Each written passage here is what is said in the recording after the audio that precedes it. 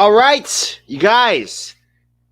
Griffin Yao, 40 million to Arsenal. Here we go. No, that's not the case, actually. Just making fun of the Canadian rumors today.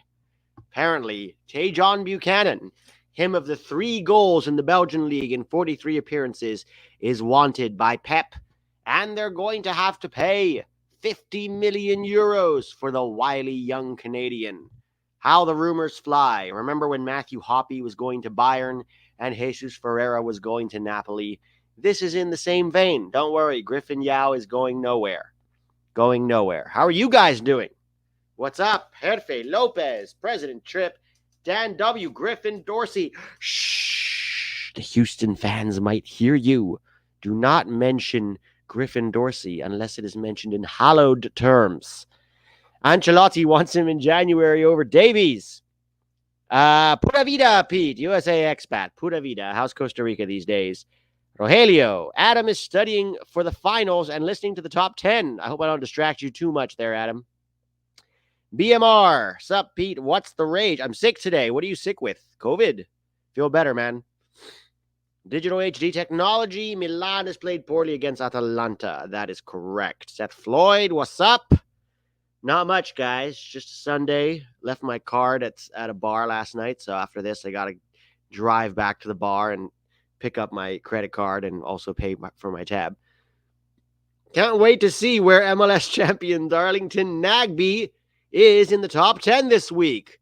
Excellent question, Chris Johnson. Only one way to find out. Jacob Ramirez has a cowboy hat on. You, Pete, how was the MLS Cup watch-along? It was fun. I did it on Tax Channel. Columbus played a good game. Congratulations to Columbus. Figuring out how to do things Berhalter never could. Terrible, Pete. What do you mean, terrible? Judgmental Deity. Number 10. This was not exactly a magnificent performance from Matt Turner, but it was a return to stability.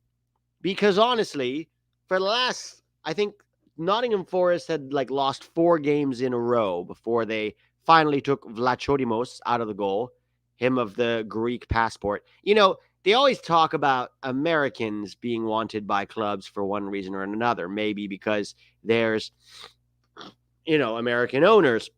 But they never talk about Greek owners buying terrible goalkeepers and putting them ahead of Americans until the Greek goalkeeper proves that they're even worse than the American, and then we must replace them once again with the American. Now, Matt Turner's distribution was not good. It has never been good. It's just not who he is. This guy is a college ball product. He had a very unconventional, development pathway, and honestly, he's doing pretty damn good for the development pathway that he's had. He's never going to be very good with his feet, and we saw that, certainly. There were some goal kicks and some distribution that was like, what is he doing?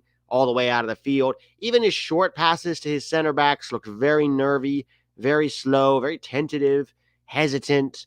But he did make some very, very good saves to preserve an away point for Nottingham Forest at Wolves. Now, a point away at Wolves is pretty good for Forest. They've got to avoid that bottom 3 at all times. First game back, says Brian DeMarco. Yeah, it's possible that, he had some nerves on his first game back. But look, he's in a fight to not only a fight for the number 1 spot, but also a fight to avoid relegation with Nottingham Forest. So it looks like they're going to be okay, to be honest, because Sheffield, Burnley, and Luton seem to be the ones that are going down. But still early.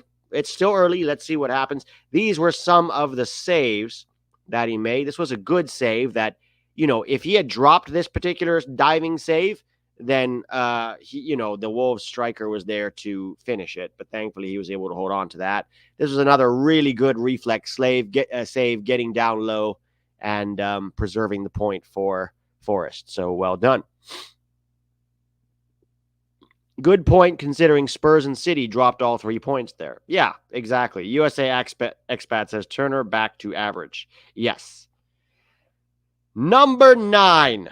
Aiden Morris of the Columbus Crew at the age of 22 is already a 2-time MLS Cup champion. Played 90 minutes against LAFC, had the most amount of completed passes of anybody in the game, including 11 passes into the final third, 5 out of 6 accurate long balls, 5 out of 5 tackles won, 2 out of 5 accurate crosses, 6 out of 9 ground duels won, 1 out of 1 aerial duel won, and 3 fouls committed. Good for Aiden Morris. If like I've said this before, I don't really put a lot of stock in MLS performances, but if it is an MLS Cup final, obviously that plays a little bit more into it. And I thought overall, Aiden Morris had a very good game. I think he actually won man of the match. I'm not sure if that's true, but congratulations to Aiden Morris. For me, if Aiden Morris wants to, push himself into the USMNT conversation, he needs to leave. He needs to leave MLS, go somewhere in Europe, continue to push himself, continue to develop, go play somewhere where time and space is compressed, where he's not going to have time to spray balls all over the field like he does in MLS, where they actually press sixes. So that should be the next step for him, but probably going to be involved with that Olympic team. If not as a starter, certainly he should be in the roster. So good for Aiden. Cameron Carter-Vickers, playing in Scotland against Hibernian. Played only 46 minutes because he came off injured. Had a bit of a tight hamstring. He did, however, get one assist, which frankly it should have been a goal. Because he come in there and he whacked it at goal and it bounced off his teammate and went in. But it might have been going in anyway. No, look, one assist, 95% accuracy, 3 passes into the final third. He only played 45 minutes because he came off with a hamstring injury. Thankfully, they did a scan on his hamstring. Brendan Rodgers said he should be back for the midweek game against Santi Jimenez Feyenoord in the Champions League. For Celtic, it's really about, if they win this last game and other results go their way, can they maybe try to get a Europa League spot? But doesn't seem likely. They're not very good in Europe. Cameron Carter-Vickers needs to leave this club at some point. But he did get the assist. And this was hey, what happened to the assist? It was showed on the original. Sorry, guys. I thought it was basically a shot on goal that, it bounced off his teammate and went in. Austin Trusty helped Sheffield United to keep another clean sheet and 8 points on the season. They're still bottom of the table, but the Premier League table goes like this. 20th place, Sheffield United, 8 points. 19th place, Burnley, 8 points. 18th place, Luton Town, 9 points. And then after that, the next one up is Everton with 13 points. So, is Sheffield United going to go down, barring a miracle? Yes. But, man, it would be sweet if Austin Trusty could play a role in helping to keep them up by some miracle. Played 90 minutes, had a clean sheet, played more like a left back, to be honest, in this game. Had 9 passes into the final third, 3 out of 4 accurate long balls, 8 clearances, 6 headed clearances, 1 interception, and 2 recoveries. A true left-footed center back, now playing in the Premier League. With Tim Ream's recent demise over at Fulham, we should be looking at Austin Trusty because we don't know what's going to happen between now and Copa America for Tim Ream. And so maybe it's time to look at bringing Austin Trusty into the fold. I've said this before. I thought he should have been in the last camp. But I don't think Greg rates him as highly as he rates, Miles Robinson. But yeah. Alexander Mantooth. I'm sorry. Did Trusty win a trophy this week? Crew players should be top 3. Alexander Mantooth, with all due respect, every week Trusty plays in tougher games than any of your crew players have ever played in their entire MLS career. So to try to compare the Premier League, the number 1 league in the world, with MLS, which is somewhere in the 10 to 15 range, and frankly, that's being generous. Sorry, bud. It's not going to work. So this is Austin Trusty helping to get that clean sheet. Weston McKennie played 89 minutes against Napoli, helping Juve to get a 1-0 win there. 1 chance created, 1 out of 3 successful dribbles, 1 out of 2 accurate long balls, 2 out of 3 tackles, 1, 4 out of 8 ground duels, 1, and 2 out of 4 aerial duels, 1. Weston is doing really well for Juve this year as a regular starter, playing well, getting, starts improving tactically. It had a really nice bicycle kick that was blocked and over. But I want to highlight this quote from McKennie after the game. He said, "The things I've learned here are definitely tactical. Playing in Germany, it was more back and forth." I think he was talking about Schalke there specifically. "The same in England. Lots of running, but here it is very tactical. It is all about the position. That is something I needed to improve in my game instead of running around like a headless chicken and doing things I could have done easier." This quote by Weston McKennie continues to fuel my Gio Reyna to AC Milan agenda. And the reason I say this is because what Gio Reyna is oftentimes his slow, sort of languid style of play is often mistaken for laziness or ambiguity or, slow to make a decision. However, oftentimes with Gio, and sometimes that is true, right? However, oftentimes when what people perceive as Gio being slow is Gio understanding that making the right decision is more important than making the quick decision. And I'll be honest, he very rarely makes the wrong decision. Gio Reyna did not make the top 10 this week because he only played 10 minutes, but he had a very, very good 10 minutes for Dortmund. Dortmund, who lost 3-2 to Leipzig, he came on, had 3 or 4 really nice through balls for teammates, particularly for Adeyemi down the left, had a nice shot that was blocked. I think that Gio would benefit from being in Italy, and I think that Milan could benefit from being, from having a proper, true, creative 10. And I'll say this, when I put this out on Twitter last week, boy, were there some angry fans out there.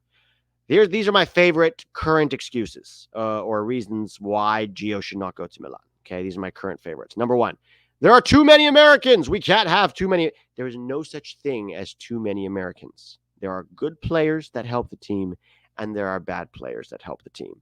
People took that Leeds experiment to heart.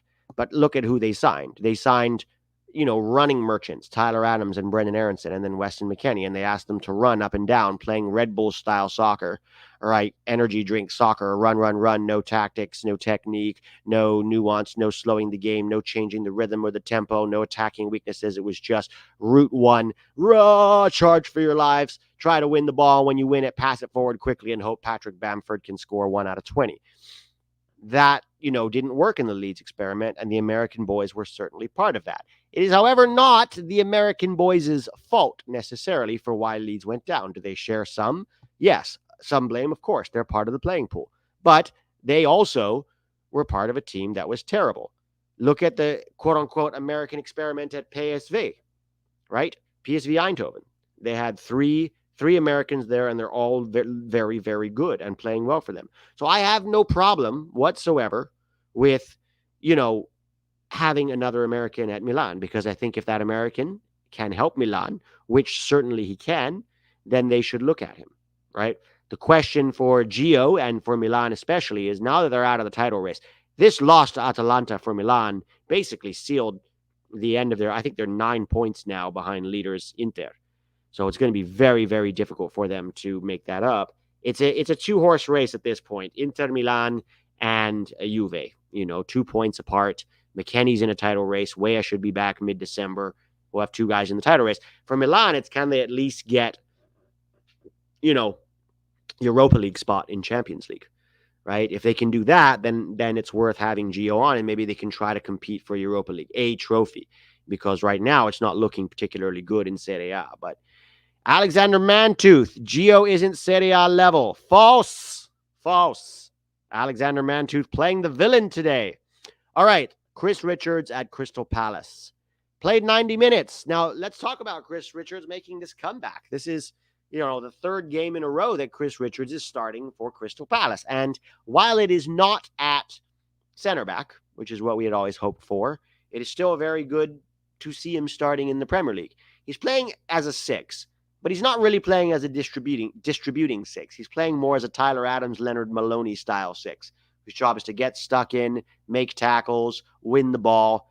He doesn't do a lot of intense distribution. In fact, oftentimes he almost plays like a center back in terms of his positioning. He played 90 minutes versus Liverpool, 1 block, 6 clearances, 3 headed clearances, 4 out of 5 ground duels won, 2 out of 3 aerial duels won. Now, he certainly was somewhat culpable on, getting turned by Harvey Elliott on the goal. But other than that, I'm giving Chris Richards the prop for mostly playing well against the best team in the best league in the world right now.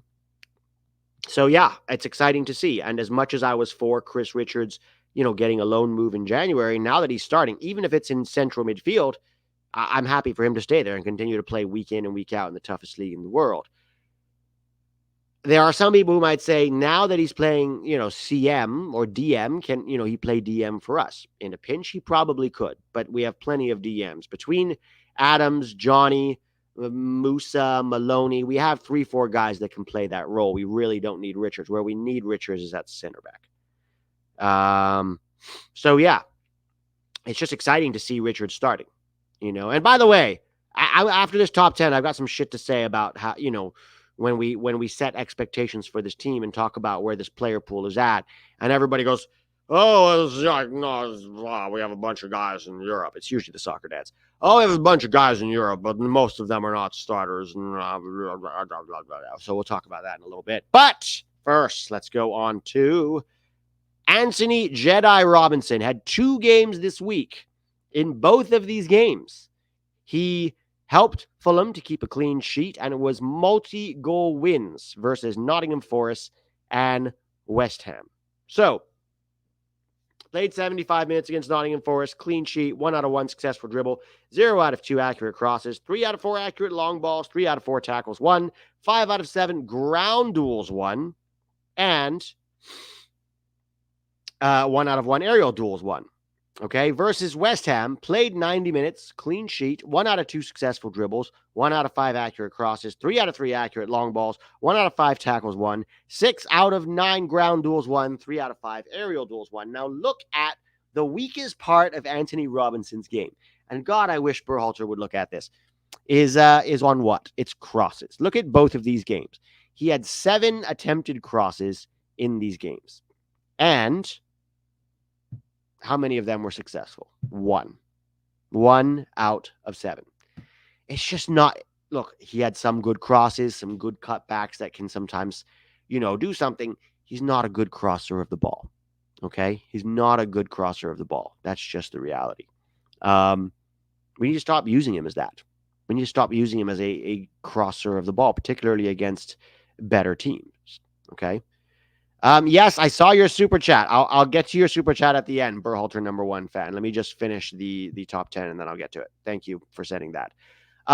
Pepi, Ricardo Pepi, played just 14 minutes, just like against Sevilla, comes on with almost no time and manages to find himself a nice goal against Heerenveen, was sprung down the left in transition and curled it into the the bottom corner, which was great to see.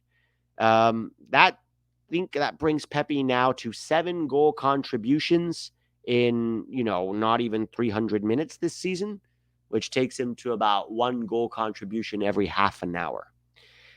And, when they interviewed Pepi and asked him, he's like, yeah, of course I would love to play more, but, think about it this way. I'm having the opportunity now to learn from Luuk de Jong, an amazing striker, and to improve my game and to watch and to learn and to get moments and to deliver in the moments that I do get. It's an elite mentality from Pepi, right? He understands that if, he's still just 20, doesn't turn 21 until, next month, I believe. He understands that he has an opportunity to play for a very good team, under a very good coach, behind a very good striker, and a chance to develop and to hone his craft and learn and to still contribute off the bench. And you know what? At some point, something's going to happen to de Jong. Either he's going to get injured, or form is going to drop, or he's going to need a rest. PSV have now qualified for the second round of the Champions League, so they've got a busy schedule still. And at some point, Pepi's going to start getting starts. And when he does, hopefully he delivers, because he's going to have to grab that spot by the balls. And that's not easy to do when you have Luuk de Jong there. But yeah, it's been really encouraging to see that despite limited minutes, he still delivers. And not just for PSV Eindhoven. He delivers for the US too, right? Scored, I think, 3 goals so far this season for the US as well. So yeah, it's just great to see from Pepi. And by the way, who did he score on? Noppert. Who is Noppert again? Yes, the Netherlands goalkeeper at the World Cup. If only we had a striker like Ricardo Pepi at the World Cup instead of Jesus fucking Ferreira. Okay, Christian Pulisic for Milan. Now, it was a sad game. A sad game because Milan lost 3-2 to Atalanta. However, Pulisic had a pretty good game. And he also, he got the one assist, created 2 chances. I thought he had a lot of very good moments in this game. A lot of good attacking moments, some through balls, some crosses, some good combination play, made good runs, some really good movement into the right spaces. Won 5 out of 8 ground duels, drew 3 fouls. There's a lot of good stuff that he did in this game. Unfortunately, it doesn't show up on, the points, the points for Milan. And Pioli's in trouble. Like, how long before Pioli gets sacked, man? Because, this week, if they get knocked out of the Champions League, and they are, let me see, how many points off? I think they're 9 points off the top now in Serie A, but let me double check that before somebody in the comments, hey, Pete, before you open your mouth and say something that's not true, you should maybe do some research. Let's see here. So the table, yeah, there are 9 points. Look at that, right, without even checking. 9 points. He lost the ball on that last goal against, though. Yes, the amount of times that forwards lose the ball, Christian, is normal. They lose the ball all the time. In fact, they lose the ball more than they keep it, forwards. So if you're going to start looking at a forward losing a ball that eventually leads to a goal for the opponent and try to pin that blame on Pulisic, then you're being disingenuous or ignorant or maybe a little bit of both. This was the assist. Had 2 defenders with him, but managed to sneak it through the legs and a nice finish. Excuse me. Yeah, really nice finish there from Krunic. And it was just, I thought this was going to be it. It was now 2-2. They come in and it's like, okay, now they're going to come back and get that 3-2 win. But, unfortunately, David Calabria, and by the way, that's the guy who deserves, honestly, most of the blame for them losing, getting sent off. How many Milan players get sent off this season? The discipline is terrible. The injuries are awful. Calabria makes the mistake, and the goal came exactly on that, far post where Calabria would have been covering. So it's 9 points. Unless there's a major collapse by both Juve and Inter, which I can't see happening, it's probably over for Milan. It's just like, can we stay in the top 4? And hopefully try to get Europa League, in midweek so that we have a trophy to compete for. Because Serie A is looking. Jovic. I'm sorry, not Krunic. I misspoke. Jovic. Thank you. Jovic is the one who scored it, not Krunic. And last but certainly not least, Folarin. Oh, by the way, on Pulisic, that's 8 goal contributions already this season. So he's well on course to get 20 goal contributions over the course of the season if he can stay healthy for Milan, which would be the best season he has ever had anywhere. As for Folarin Balogun, played 90 minutes for Monaco in their 2-1 win over Rennes, or is it Rennes? I don't know. Played 90 minutes, got 2 assists, 4 chances created, 1 big chance missed, 0 out of 4 successful dribbles, 1 out of 10 ground duels won. And 0 out of 1 aerial duels won. He loses a lot of ground duels, guys. You have to use Balogun in a very specific way if you want him to be, effective. And I thought he did quite well outside of some moments where I thought, here's the thing that I noticed with Balogun a lot is when you stick a defender right on his back, he struggles with his hold-up play. When he has to play with his back to goal and the ball is played into his feet and a big center forward is pushing him, he struggles to hold it up and to lay it off at times. He's so much better used running in behind. But that being said, that's a part of his game that he still needs to work on, right? And some of it is not always strength. Some of it is, deception. To be able to time your ability to maybe fake them out, throw them off, maybe check as if you're going to make a run in behind so the defender puts the weight on their back foot and then quickly check into space to receive the ball.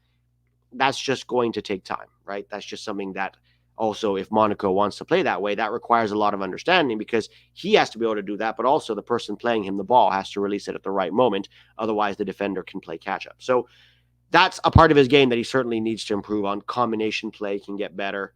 Finishing has been very, very good. Runs in behind have been very, very good. Even against Rene, there were several like good runs that he was going to make in behind, but Minamino couldn't find him. So I hope they can use him more. But look, 4 goals, 3 assists, not a bad season so far for Folarin Balogun, and he makes first place on the top 10. This was the first assist, laid it off really nicely in a crowded box for his teammate to score, and then this was an assist. It counts on the stat sheet. It was a nice, don't get me wrong, it was a nice little hooked ball here, but his teammate did the rest, charging in, dribbled past several players, and ended up scoring. And thank God they got that 2-goal cushion, because Rene scored late.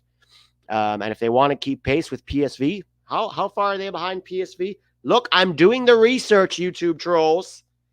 Let's see. I think they're only 4 points behind PSG. So I hope that they can still challenge them, because that would be cool as hell.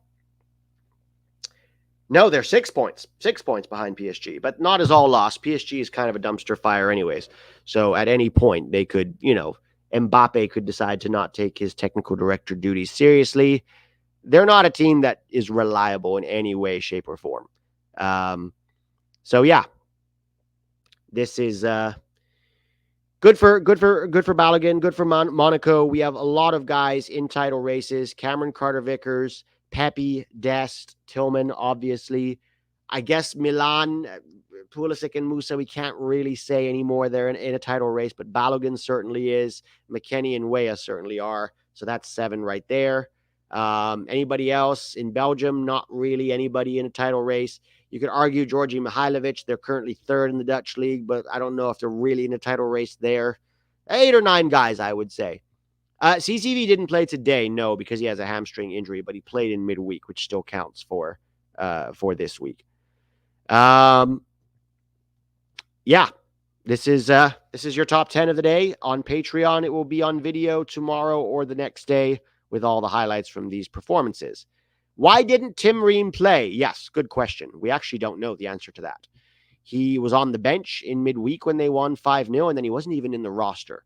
I actually don't know is what's happening with Tim Ream, why he was benched. I mean, do they feel like he wasn't good enough, that his performances this season?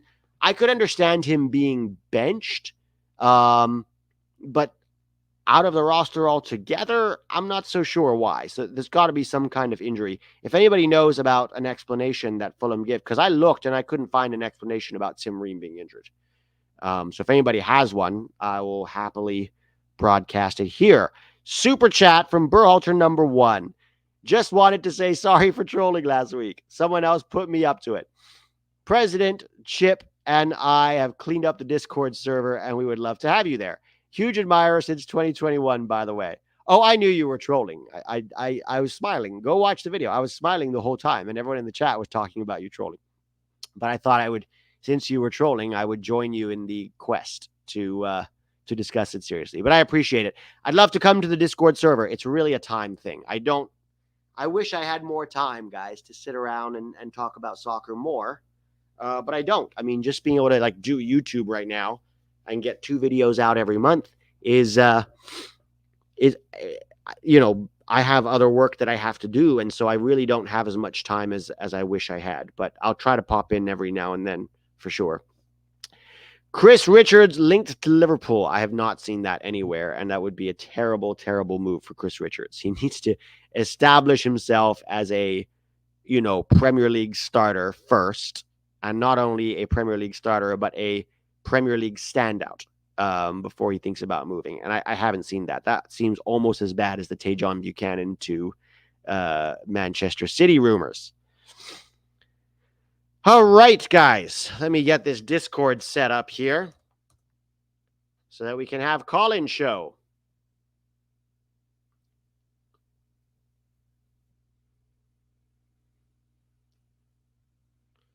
Let me see. I'm going to pull this up. And we are looking for Leadership Council. Did you guys make a Leadership Council? Interview or shows. Okay. If anybody wants to hop in on that, I will put it here in the chat.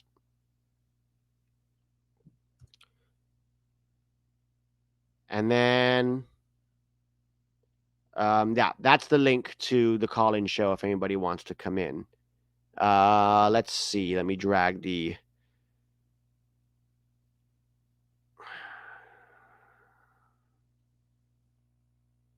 Berhalter number one fan says, I founded the leadership council, by the way. All right. First up, we have Tiago, always a faithful caller. Tiago, how are you doing?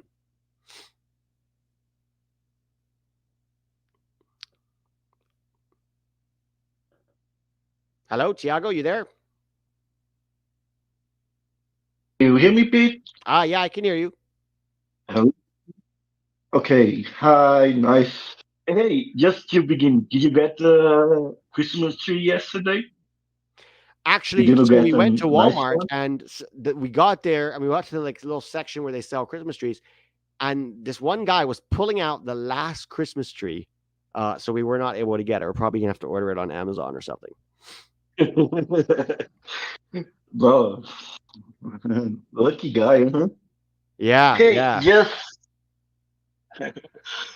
I was wondering about this whole don't say, don't tell situation of the U.S. national team about the Copa America. Uh-huh. What are your thoughts about it? Do you think it's too early to talk, or you think that because when people keep too quiet, I feel like they scare or they don't care. You know, they could at least like they know at least who are they are this for. Like, you know, So what do what you think you're about saying, this it's too early to question? talk about Copa America? I ask you your opinion. I don't think it's well. Like I talk, we like talk before, after, during, and after the selection of the groups about the like, for example, the World Cup and this kind of stuff. But seems like they don't talk because they are scared of say something. I I mean, don't I don't know. know who What do you you're think talking about about, it? but we have no problem talking about Copa America here on the channel. And we did a No, whole yeah, video. I We did talk two about the videos. We did a national live team. watch along with Tack to watch the draw, and then afterwards we went to my channel and we did a good 45 minutes on No, Copa I, America. I, I know you must, but when I asked you last night, you said the only grad did said something about diamonds and stuff. The whole team is quiet until now about the Copa America. I don't understand the question, Tiago.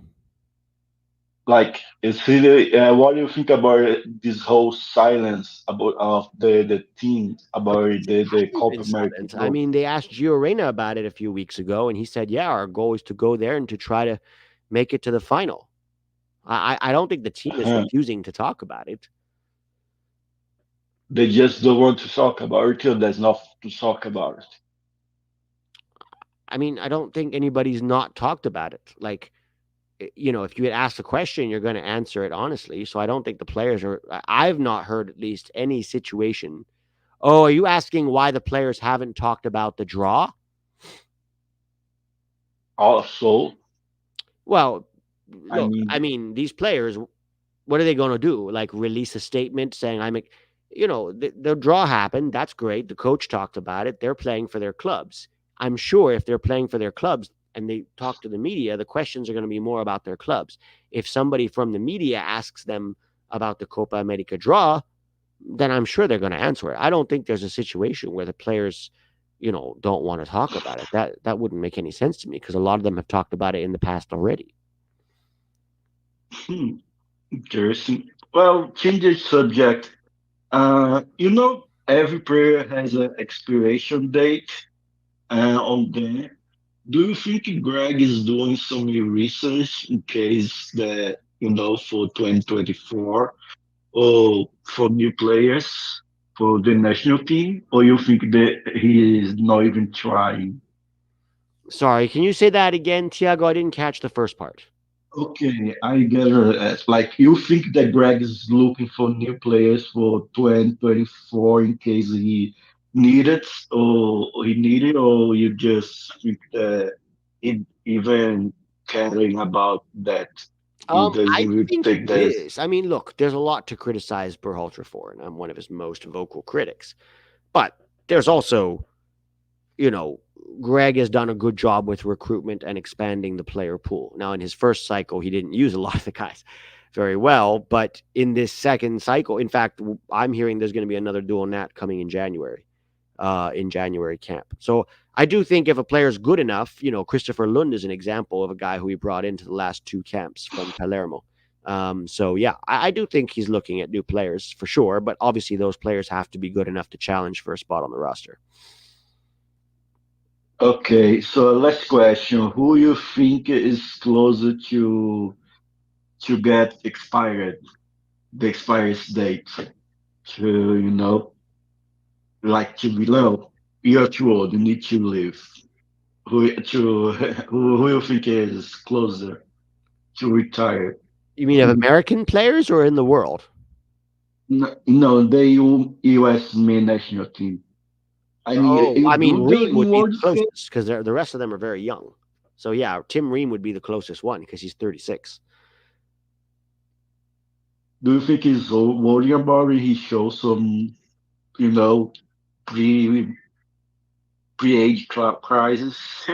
I mean, I guess we have to see. I don't want to overreact. He hasn't been in there in the last 2 games, so I don't know exactly what's happening over at Fulham with Tim Ream.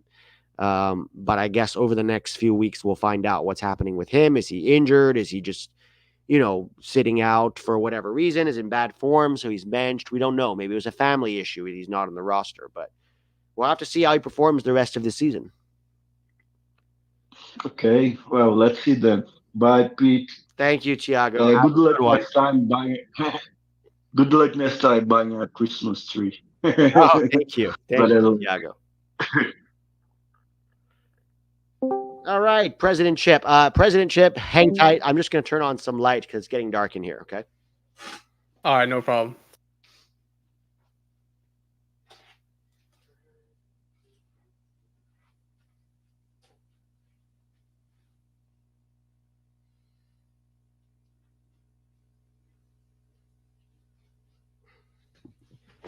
All right, go ahead.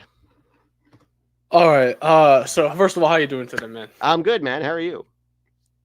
Oh, I'm doing pretty good. Well, there are a few things. I'm gonna get straight down to business. I want to talk about the boys in yellow from Germany, otherwise known as Dortmund, otherwise known as the Bottle Jobs, because we have an American on there. I mean, it is my club, but more specifically, Gio Reyna is there. Yeah. And now 2 Bundesliga match days in a row since the last time I've called. And the first one, when we drew Leverkusen, we needed 3 points. Mm-hmm. Who does he put in? He puts in defenders. Yeah. He puts in defensive midfielders. Yeah. I don't understand that. You need points. If your goal every season, right, is to make the top 4, maybe even win it. Get 3 points whenever you can. You have an offensive player who scored multiple goals for you in like the last minutes of games, and you don't put him on the pitch. You put in an offensive mid. Yes, and yes. I mean, I could not agree with you more. I don't understand it. I don't understand it, particularly because when he has played this season, he's looked pretty good. That's the most baffling part. It's not like, okay, let's put aside last season for a second, because we all know, his goals and assists, to minutes ratio is probably the best in all of Europe, which is insane when you think about that, being an American. But also, he rescued at least 7 points for them and almost won the title for them when he came on that final day of the season. But if we put all of that aside, whenever he's been on the field this season, he's looked anywhere from good to great. And so it doesn't make any fucking sense. The only thing that I can think of is that Terzic doesn't think he does enough defending. But you're right. And there are many cases when they need a goal, they still don't put him on. B, he refused to renew his contract, so Dortmund is being punitive about it and are just waiting to release him on loan in January. Those are the only 2 things to make sense. The third one is that Terzic is a fucking idiot, because even that is, not that believable, because you'd have to be such an idiot to believe that this guy can't at least help you with more minutes off the bench. And then, by the way, the only start he's gotten this season against Hoffenheim, he looked like one of our best attackers. Yeah. And then going on off of that into this past game against Leipzig, so he comes in around the 82nd minute-ish, and Immediately things change. Yeah. Immediately, whenever he has the ball, he's dribbling. In fact, he did something now. I forgot the name, but he just nutmegged this guy, this Leipzig midfielder, and I was just screaming like, bro, this guy has a family. You don't need to do him this dirty. And so he was just cooking for the entire 15, 14 minutes he was on the pitch. Imagine if he had started, Pete. Yeah. It was a 3-2 game. Imagine if he started. Yeah. That's what I asked at the end of that match when we lost. I was just like, imagine if we just started him and actually had a good attacking player starting the full 90 minutes. But no, Terzic doesn't want to do that. Why? Nobody knows, man. Yeah, I mean, I think it's at this point he's going to have to go out on loan because it's very obvious that he Terzic doesn't rate him. And, there are people who think that Terzic is right, including some Dortmund fans who don't rate him, and even some American fans. And I'll be honest, there are American fans who say to me, Pete, he must not be very good because Terzic is not playing him. And to them, I say, look at Christian Pulisic over at Chelsea, right? Like all of last season, he was hardly played, benched frequently. When he started, was quickly benched again.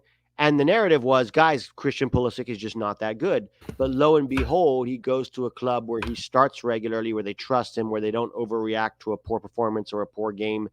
And he's cooking for them. Exactly. And obviously, as people who say that, I mean, you don't watch Dortmund. You don't watch their games. You don't know how. If you think he's not good, then you don't watch. You don't watch Gio. Yeah. Whenever he does play for us.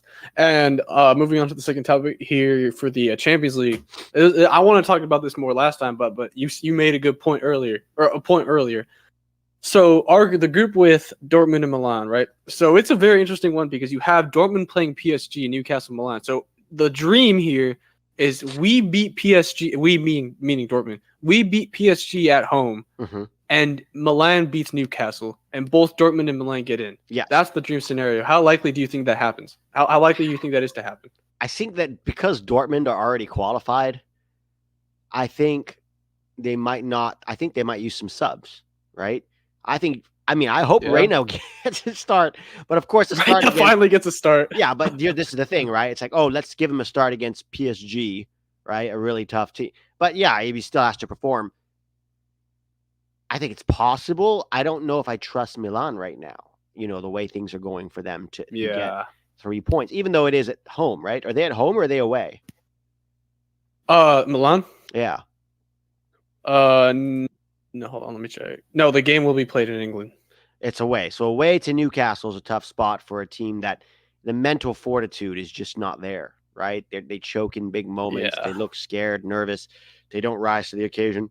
It looks like a Berhalter team right now. I hope so. At least I want Milan to try to get a Europa League spot. So, we can have Pulisic and Musa compete for a trophy of some kind. But yeah, obviously that would be ideal. Send PSG and Newcastle home. Nothing would make me happier.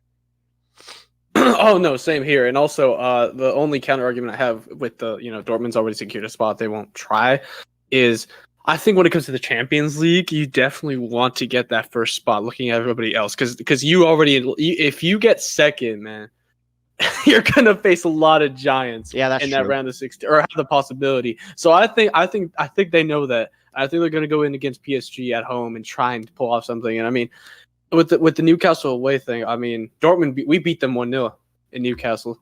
So, and Milan, but then again, Milan just struggling.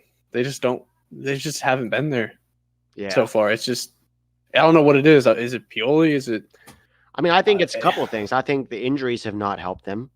I think that's a big part of it. Yeah. I think that this team looks very mentally fragile when things aren't going their way. And certainly that you could point to the coach. But I also think this team is missing a creative attacking midfielder. When you watch Milan play, so much of their attacks are funneled down the wings because they've relied so heavily in the past on Leao and now on Pulisic. So there's very little central creative play going on. Even when they get the ball in central areas, it's quickly push it out wide again. It's not just the wingers. They also love getting Calabria and Theo Hernandez overlapping. I think, this is why I think, and many people disagree with me, but Gio Reyna at the 10 for Milan would bring a whole different dimension to that attack. But I don't think it's going to happen. Oh, it definitely would. It definitely would. But do you think it's time to move on from Giroud? I mean, move on means they need a new striker, right? Like, Yeah. Chukwueze is in it. Who's the other guy? Well, Chukwueze is a winger, anyways.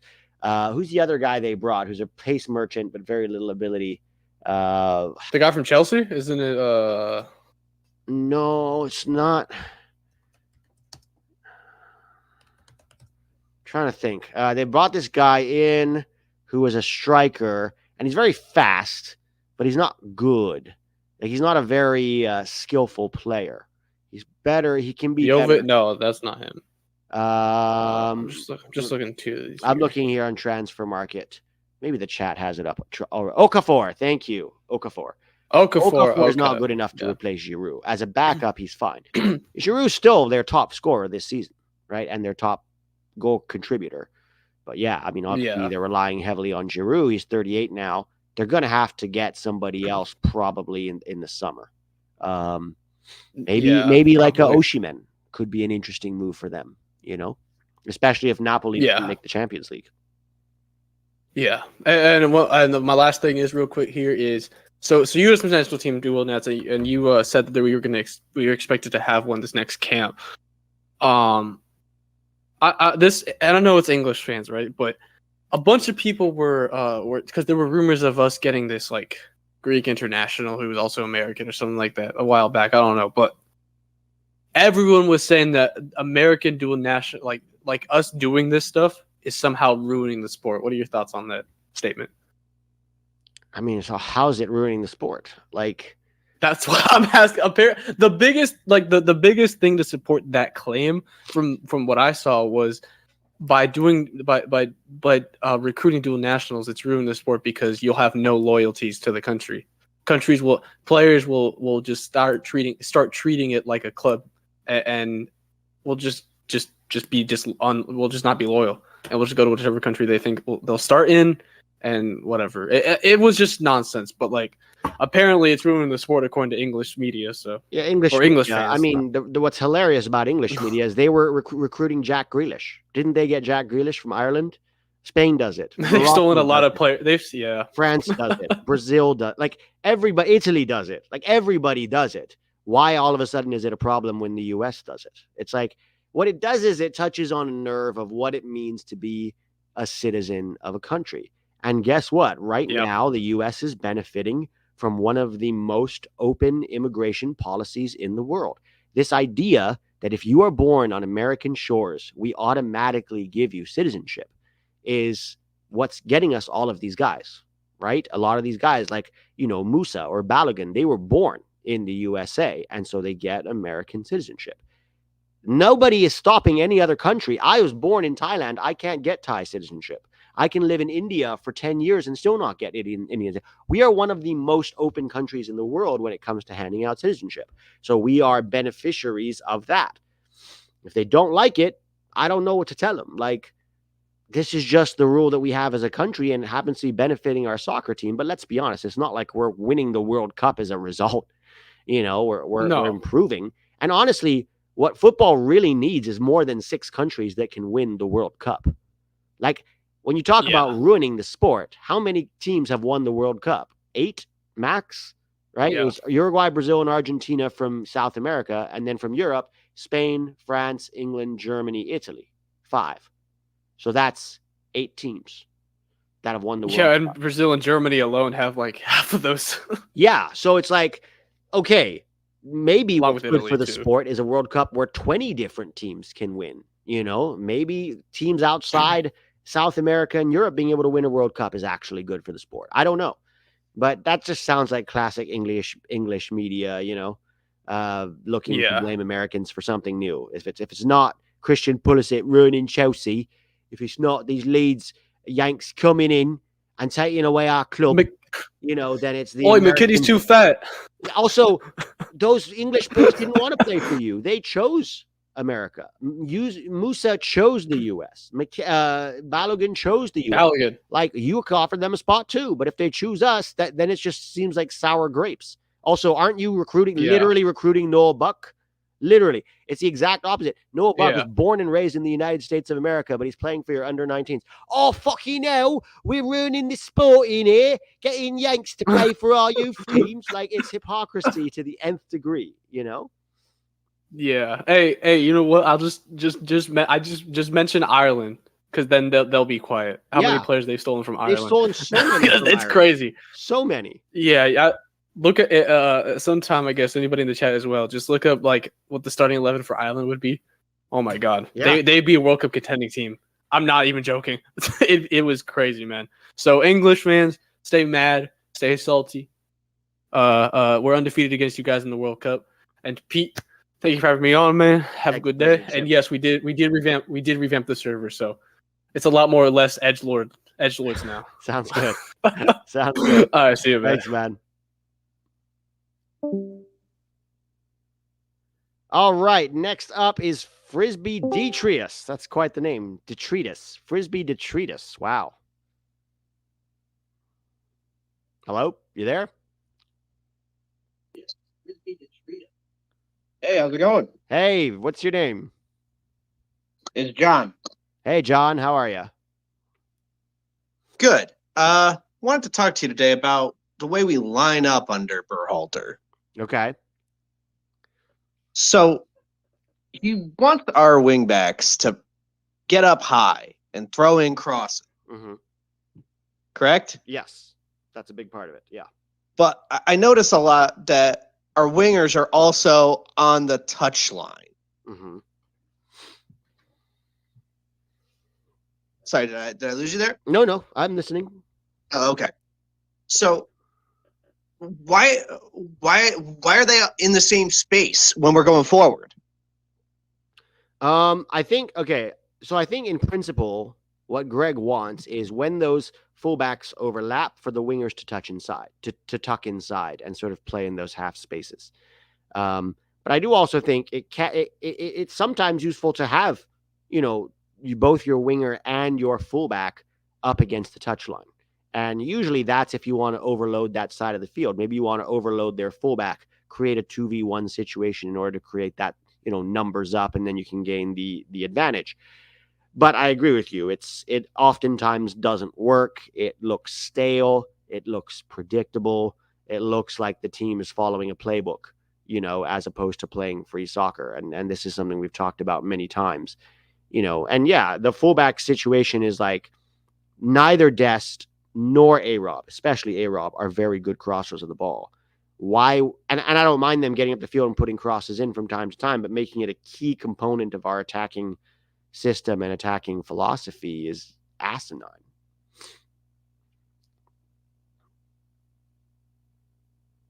Hello? You still there? Yeah, I'm here. I think you cut out. I cut out for a second. I don't know what's going on. My first time on the app. I downloaded it just to talk to you. Oh, okay. Yeah. I just been following you for a few years here, and I just wanted to just start a conversation. But thanks for talking to me, and I'll get off and let somebody else get to you. No, I appreciate it, John. Thanks for calling in. All right, you have a good night. You too. That ATL guy, what's up? Hello? Hello? I think you're on mute. You're going to have to unmute yourself.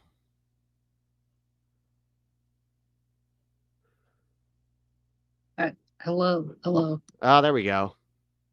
Okay, so my stupid head has figured it out. Got it. No worries. How you doing, Pete? How you doing? I'm good. How are you? Good, very good. So, I guess I kind of want to talk about Greg and his mentality on the team.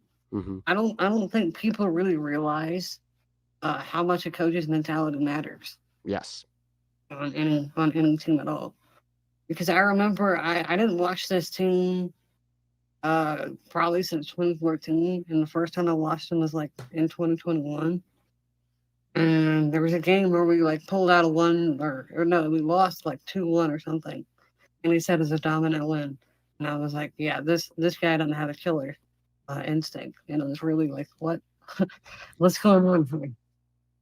Yeah. No, I mean, this is Greg Berhalter. Teams take on the personalities of their coaches. This is true at every level. I even saw it with my, obviously this is anecdotal, but when I was very young in my career as a coach, I remember with my young players, I would go to games a bit nervous about the result, which is silly because the result really didn't matter as much in terms of their development, but more from my bosses in terms of being able to show them results. And so I would show up to games a little bit nervous, and I would try not to project that nervousness onto the team, but it was living in me, right? A nervousness about the outcome of the game. And I didn't say anything like to my players that should induce that nervousness, but my demeanor transmitted itself automatically to my team. And we played nervous. We played scared. Things that these players could do normally, they weren't able to do because they were nervous about messing up, nervous about the result. And I realized very early on that the fault lied with me, and I had to work on myself first and really dismiss that nervousness so that my demeanor when I was around the team carried the kind of charisma that would give them the confidence to go out there and trust themselves and trust their ability. And obviously, that's anecdotal, but that is true across the board in coaching, and you see it with teams. They take on the personality of their coach. And 100% this team has the personality of Greg Berhalter. Cerebral, and I don't mean that in a complimentary way, stale, soft, overthinking, hesitant, nervous, tentative, lacking fight, lacking hunger, lacking desire, making excuses for themselves on a regular basis. It's 100% Greg Berhalter's influence on the team. Yeah, I think I guess one of the best examples I could come up with is Jose Mourinho. Like, he's in a press conference and he goes, "I'm the special one." What have these other coaches done? Nothing. Yeah. I've won more trophies than all of them combined. And you see how his team plays. They're straight up killers. Yeah. That's what they are. Yeah. So it's just kind of funny. Yeah, and look, that. there are a lot of people who will say, don't blame Greg Berhalter for that. That's the players' fault. Except when I see these players play for their clubs, it's a very different story. So I really don't believe it's the players. I think that the players come into an environment that Greg has created, which they're all friends and they all like each other, and that's great. But ultimately, I don't really see that fight in this USMNT team that I saw in previous teams. And every single one of the coaches before, whether it was Klinsmann or Bradley or Arena, and they all had their own faults. But every single one of them brought that mentality to the team, and we saw it in the players.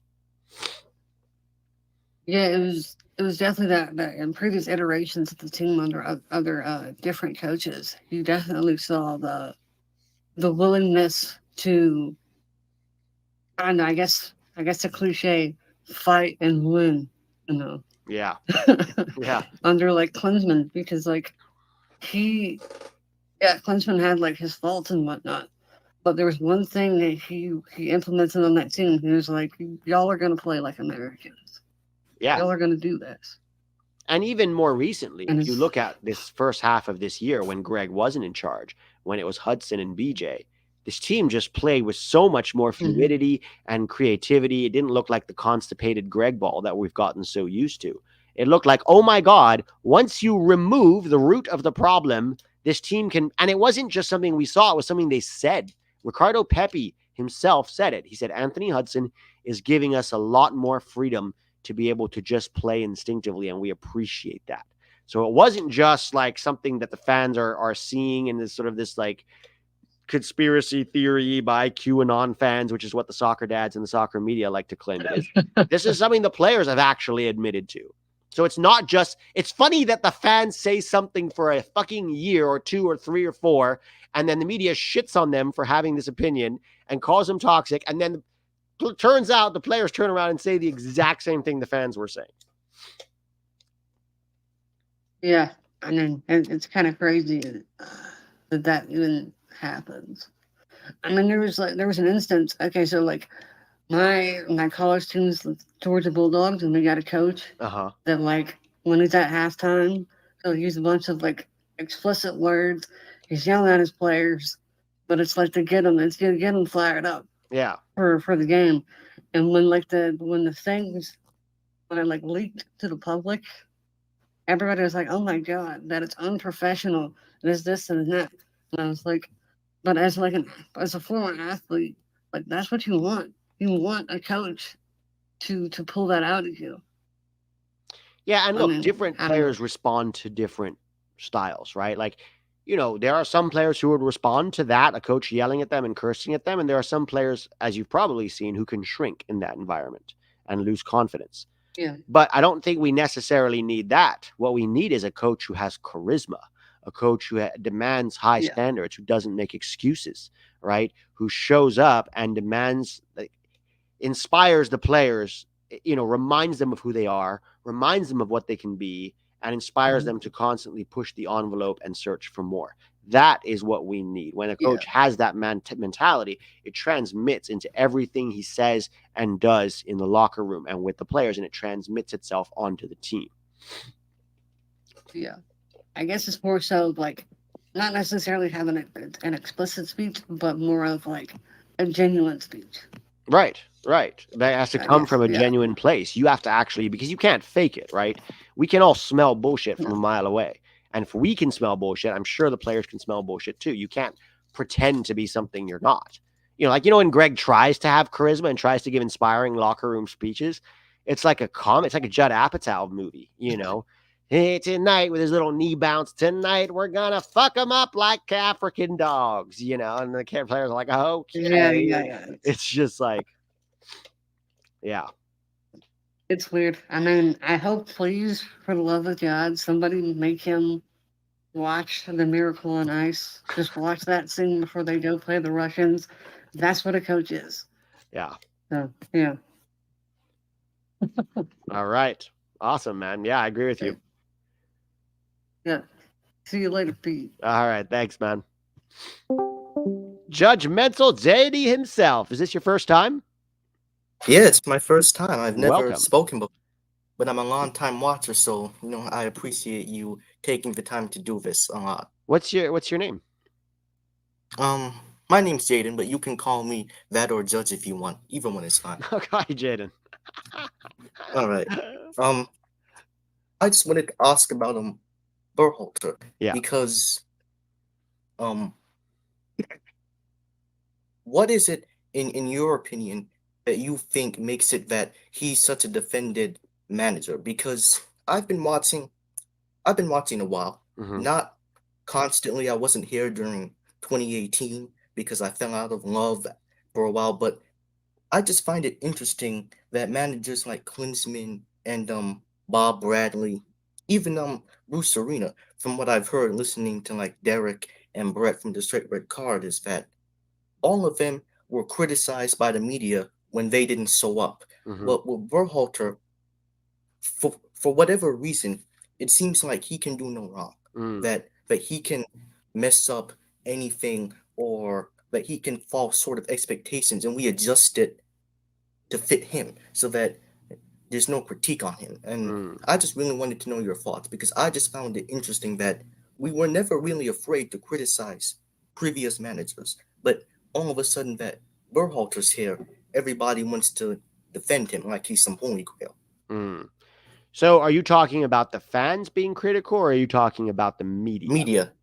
Fans and media, but more solely media. Right. Because fans, I understand, can rally around the manager, but the media, to me, it just seems so weird that they would go from criticizing figures like Bradley, Klinsmann, and so on, to never saying a bad thing about Greg. Yeah. So I'll say this. I think that Jurgen Klinsmann was very heavily criticized by the media. But I don't think that Bob Bradley and Bruce Arena were as criticized as Jurgen Klinsmann was. And I think some of that had to do with the fact that Jurgen Klinsmann was... He's German? Well, that, and also I think, he was willing to criticize MLS and say, you guys need to get out of MLS and go play at a serious level. Right? He beefed with Don Garber about this, and Don Garber had to make public statements. So you know how it is in the corporate world. The public statement is the really toned down version of how you really feel. If Don Garber says, I'm not going to allow anybody to disrespect my league, he's probably punching walls in his office in real life. And, that infuriated Don Garber, infuriated the media, because this is some foreigner, right? Coming into the United States, no matter how accomplished he is or how many World Cups he'd won, that's not relevant. Coming here and telling us you aren't good enough. This is what you need to do in order to get better. What was crazy was actually what Jurgen Klinsmann was asking of us was fundamentally American.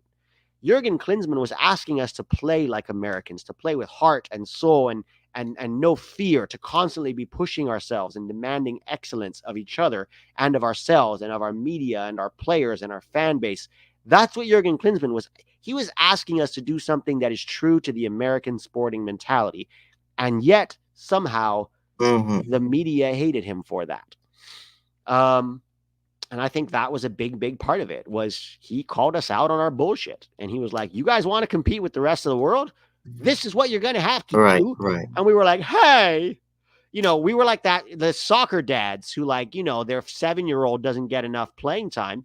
And hey, coach, what does, little Parker have to do to get more time? Well, Parker doesn't show up on time for training and he doesn't really give it his all, and then when he gets on the field, he spends a lot of it just watching the game. Oh, yeah, come on. I mean, that's really not, I think you're exaggerating. I think Parker's a good kid, his nap time got cut short. Like, this is us when it comes to MLS and when it comes to player development and when it comes to our soccer culture. I think we're very, very defensive about it. So when somebody comes along and tells us we need to be better, we get mad.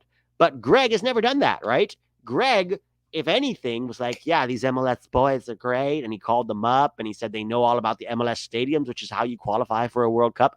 Like, he sucked MLS's dick, pardon my language, for a good 4 years. And that's why I don't think they criticized him. Oh, yeah, that makes a whole lot of sense, Finn. Yeah. Yeah, I mean, that's what I think it is. I think that's a big part of it, for sure.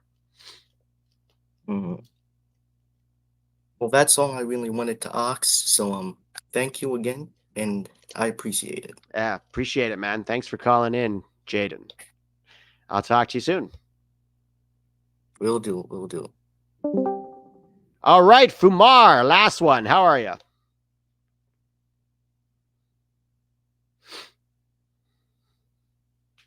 You there, Fumar?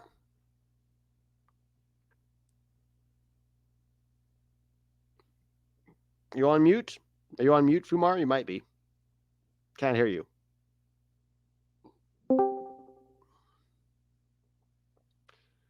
Fumar, you there?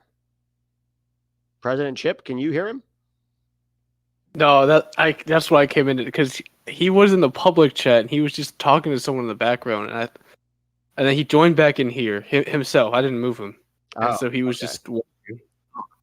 He might be. He might not be. He might have just. Yeah, I'll kick him out. So I think that today, yeah. Sorry about that. No worries. All right, guys. Well, thanks for calling in. I'm going to end this here. Ooh, wow, we actually stuck to an hour this time. By the way, the last couple of weeks, I've gotten people who come in on the comments later and go, "This video is too long. I don't want to watch a video this long." So I want to offer some helpful tips to those of you who find that this top 10 plus call-in show is too long. There's this cool button called the exit button. And at any point during the stream, if you find that you are getting bored, if you find that I am rambling, if you find that the content no longer interests you, you as a free American are able to leave at any time if it is too long. Telling me that I am making the videos too long in the chat makes me feel concerned for you. I feel concerned that you feel obligated to stay for the full hour or the full hour and a half. Please release yourself of this burden. Nobody is obligated to stay and watch the entirety of a video. I appreciate it if you watch it because it helps me to get more views. But if you don't, please speak to your therapist. Find a way to release yourself of this intense burden that makes you so angry that you must comment underneath how absurd it is that the video is this long. Thank you for your cooperation and patience. All right. What else is new, guys? Anthony Booker says, enjoying the vids. Pete, appreciate your efforts. Farrell Among Us. Thank you. Farrell Among Us. Okay, there we go. I just got it. How did I just get that? Thank you, Anthony. Thank you, Farrell. Daniel says, I wish your videos were longer. I love this content, and I wish I had this in 2006. Thank you. Much appreciated. American mentality right there. I watched Straight Red Card. You're short. Exactly. Straight Red Card is also long. Thanks, Pete, for your hard work, says Christian. Thank you, Dan W., Church of Pete. Chris Johnson, I'd watch 2 hours of you roasting MLS, Greg, and Twitter warriors. All right, you know what I'm going to do? I'm going to pull this up right now, okay? I'm going to respond to some comments live on air because I feel like it. And again, if this is too long for some of you, then I apologize. Feel free to click away. But smash the like button before you go. Let's pull this up. I think it was here on this video. I'm going to pull this up, and I'm going to respond live to some comments. So let me just pull this up here, because this is going to be fun. Excellent. Here we go. All right. So I'm pulling up my own content here to address some comments, some very angry comments in the chat. Where were they? Oh, you know what it was? It was in recent comments here. All right, here we go. You guys see this, or do I have to actually go to comments themselves? View your channel. A couple of people are mad about our Copa America thoughts, so we're going to address that. Just hang tight with me while we do that.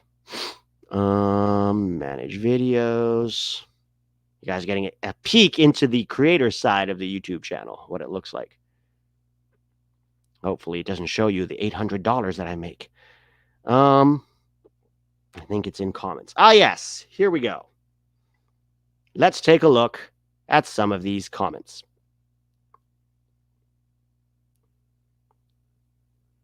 All right. Can you guys see it? Oh, no, I accidentally shared the wrong one. Hang on. Let me share screen. Channel comments. All right.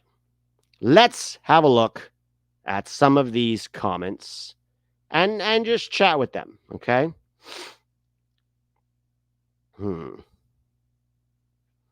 This first one here is from @Alfredo E. Clark. Now, I don't know Alfredo E. Clark very well. He hasn't commented before, but he probably found the video and had some thoughts. Some friendly advice, in fact, from Alfredo. Let's hear this friendly advice. A friendly piece of advice from Panama City, Panama. If you guys are going to comment on teams other than the U.S., then you should do your homework and at least do some research on those teams before making statements. Okay, senor. We've played Panama many times. We've watched Panama play the U.S. many times, and we've watched Panama play other teams many times. And we've researched Panama because we've done previews for many of those videos.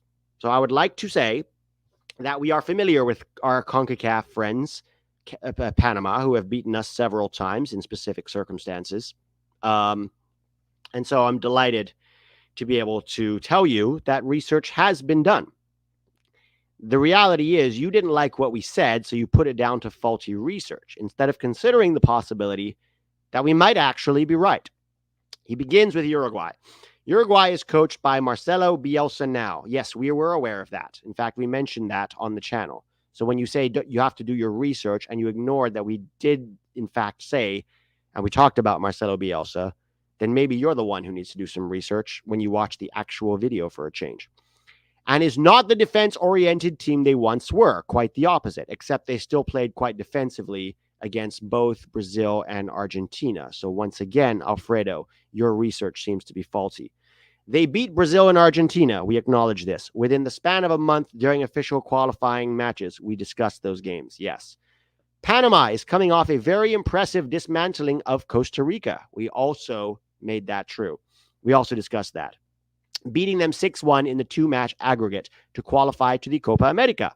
You guys talk about the U.S. as if you were referring to France or England. Get a grip. Okay. Alfredo E. Clark, you are clearly biased towards Panama because you are Panamanian, and I don't fault you that.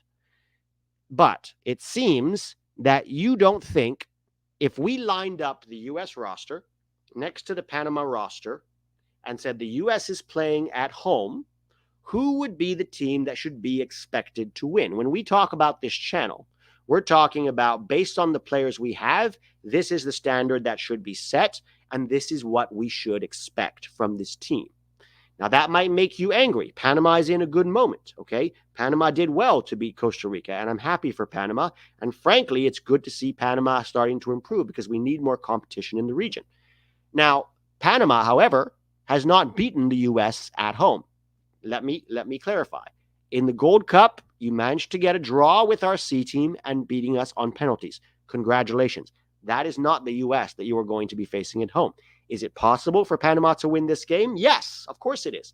Upsets happen in soccer all the time. But when we talk about, the expectation for this team going in, the expectation is based on the players that we have, okay? And if you get a draw with us or beat us, congratulations.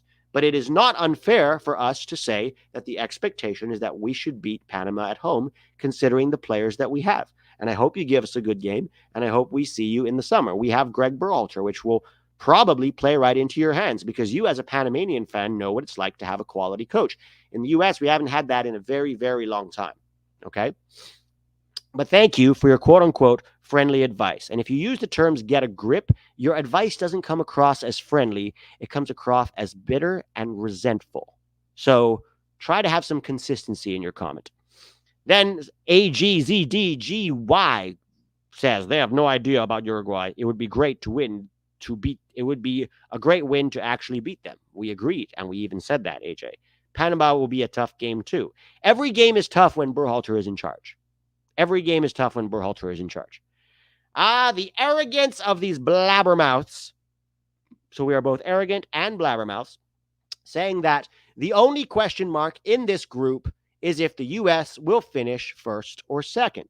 Once again, Da Meister Sports 1925, let me point you to the fact that when you look at Bolivia, when you look at Panama, when you look at the U.S., and when you look at Uruguay, the expectation is that Uruguay and the U.S. should get out of this group. If you don't agree with that, then you are delusional. Now, we are arrogant blabbermouths for saying something that any objective fan in the world, even if they were not American or Uruguayan or Panamanian or Bolivian, would look at and say, that's the most likely outcome. It is the most likely outcome because Uruguay and the U.S. have the best players in this group. Can you beat us? Yes, you can. Upsets happen.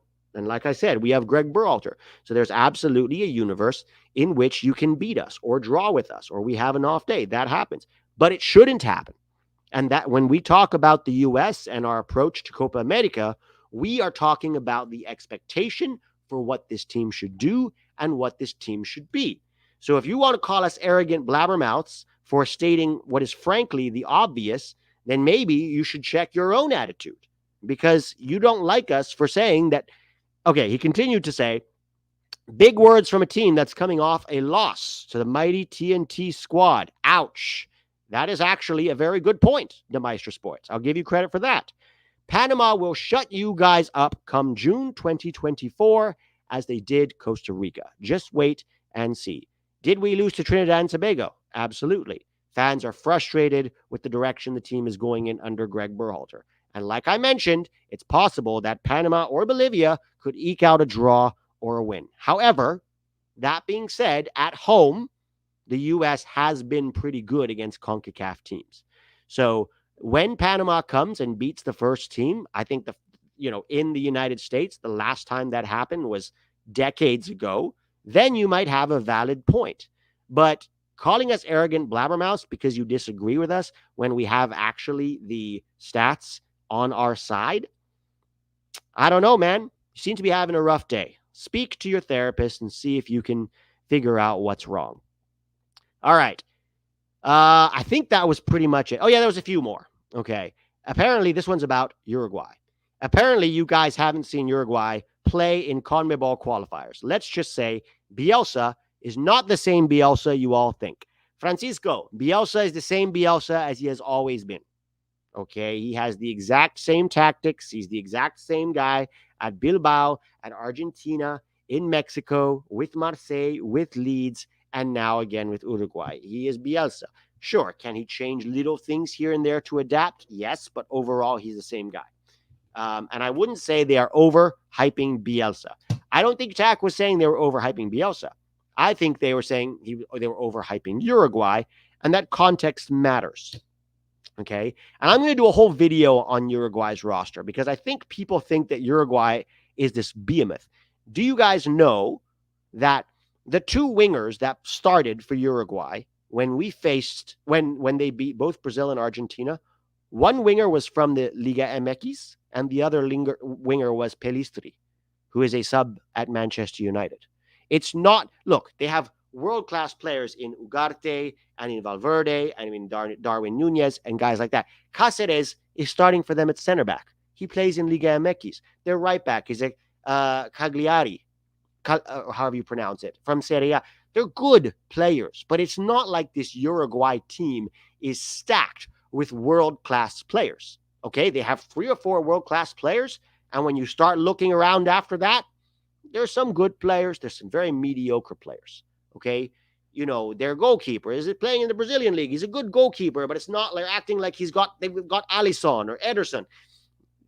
Right now, Uruguay is in a moment under Bielsa where they are playing greater than the sum of their parts, right? And that is what a good coach does. He takes players, he puts them together, he figures out the tactics and the systems and the ways to get them to play, and they're playing greater than the sum of their parts.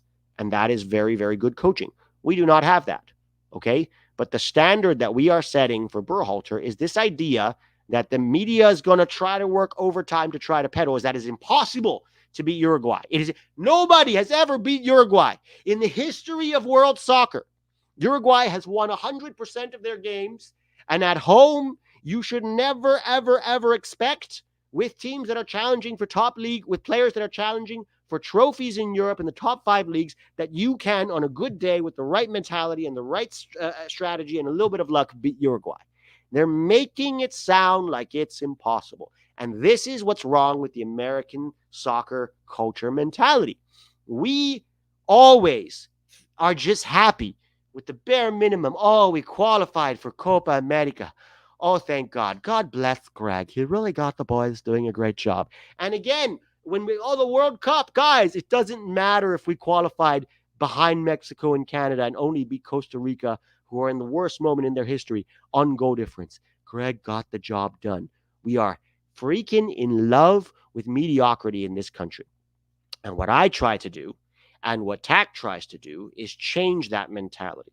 And certainly our mentality needs to come up to the level of our player pool, which is significantly better than it has ever been in our lifetimes, except that they are being mismanaged by an absolute buffoon of a coach. And certainly there's a possibility that Panama and Bolivia and Uruguay will be able to feast on Greg's incompetence. That does not, however, mean that we shouldn't set the bar for the expectation and say, this is what we should be capable of. I expect us to beat Panama at home. I expect us to beat Bolivia at home. And I expect us to give Uruguay a very, very, very good run for their money. And then let's go give Brazil or Argentina a run for their money. If Morocco can beat Spain and Portugal on their way to the semifinals of a World Cup, don't tell me it is impossible that U.S. fans should not expect that we can put out a team that can once every 5 fucking years beat a team that is better than us.